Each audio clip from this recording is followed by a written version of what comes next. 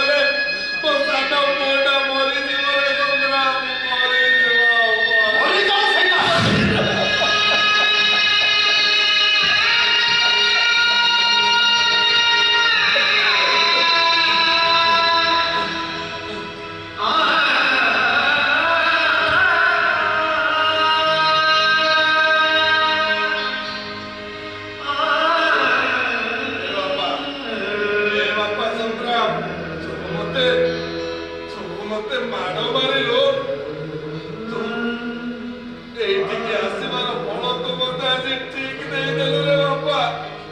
ମୋ ବାପା ଜୀବନଟା ଆଜି ସାର୍ଥକ ହେଇଗଲା।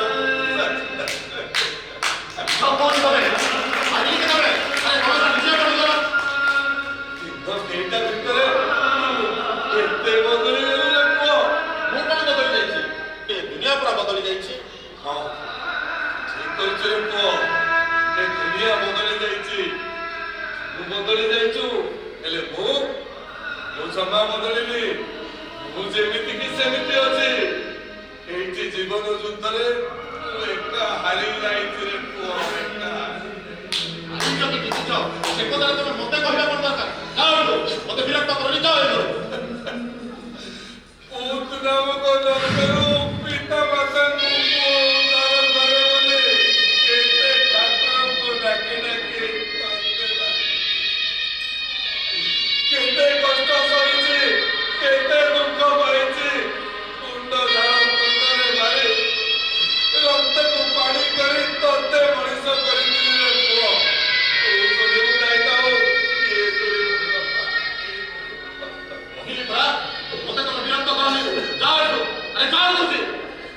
ତୋର ଏମିତିକା ବ୍ୟବହାର ମୁଁ ଜାଣିପାରୁଛି ରେ ବାପା। ତୁ ଆଉ ମଣିଷ ହେଇନାହିଁ। ପରଲୋକୀ ନିଶା ତତେ ଆଜି ପାଗଳ କରିଦେଇଛି। ପରଲୋକୀ ନିଶାରେ ତୁ ଆଜି ବୁଦ୍ଧି, ବିବେକ, ସ୍ନେହ, ମମତା ସବୁ କିଛି ଭୁଲି ଯାଇଛୁ। ଆଉ ତ ବୁଢା ବାପାଟାକୁ ବି ତୁ ଭୁଲି ଯାଇଛୁ। ହଁ ଭୁଲି ଯାଇଛି, ଭଲ କରିଛି। ଯାଅ, ତମେ ମୋ ନାଁରେ କେସ୍ କରିବ, ଯାଅ। ମୋ ନାଁରେ ଆଉ କି କେସ୍ କରିବି ରେ ବାପା? ଯୋଉଠି ଓକିଲ ବି ତୁ ଆଉ ମାଜିଷ୍ଟ୍ରେଟ ବି ତୁ। ହାରି ଯାଇଥିବା ମୋ ଭଳି ଅସହାୟ ଗରିବ ବୁଢ଼ାଟି କୋଉଠି କେବେ କେସ୍ ଜିତିଲାଣି, ତା ଆଜି ଜିତିବ। ତା ଛଡା ତୁ ତା ଉପର ସଂଗ୍ରାମ ହେଇନାହିଁ। ତୁ ବନିଗଲୁ ଗୋଟିଏ ରାକ୍ଷସ। ଆଉ ମତେ ରାଗନ୍ତୁ ନାହିଁ ମାଜିଷ୍ଟ୍ରେଟ ସାହେବ, ଆଉ ମତେ